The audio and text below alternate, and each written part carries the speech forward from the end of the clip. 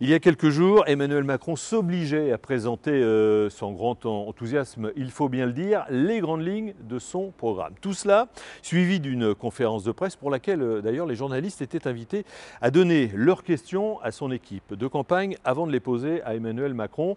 Il faut bien le dire, c'est une drôle de méthode. Bon, passons. Au cours de cette prestation, il a regretté, le chef de l'État, le faible taux d'expulsion des étrangers présents sur le territoire national. Et pour cause, les chiffres sont effrayants, mais les solutions existent. Démonstration.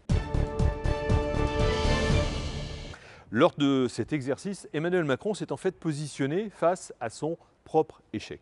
Les titres de séjour délivrés n'ont jamais été aussi élevés, pire que sous Hollande et Sarkozy. Par exemple, 260 000 annuellement, 1 300 000 depuis 2017. Et ces chiffres ne tiennent pas compte des déboutés du droit d'asile qui restent sur le territoire national et des clandestins, près d'1 million. Quant aux expulsions, le bilan est tout simplement pathétique. Prenons l'exemple des ressortissants algériens visés par une OQTF, une obligation de quitter le territoire français, entre janvier et juillet 2021. 7 731 de ces ressortissants algériens avaient une OQTF. La source, c'est le ministère de l'Intérieur. Face à ce chiffre, Alger n'a délivré que 31 laissez-passer consulaires permettant leur réadmission en Algérie et in fine, il n'y a eu que, écoutez bien, 22 expulsions, c'est-à-dire un taux d'éloignement de l'aveu même de la place Beauvau du ministre de l'Intérieur de 0,3%.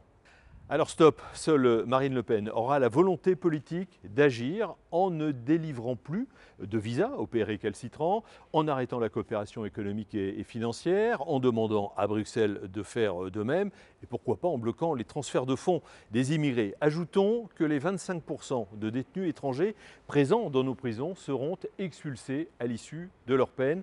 Le changement débutera, vous l'avez compris, le 25 avril. Avant, il faut aller et faire voter Marine Le Pen pour que le pays et le peuple gagnent.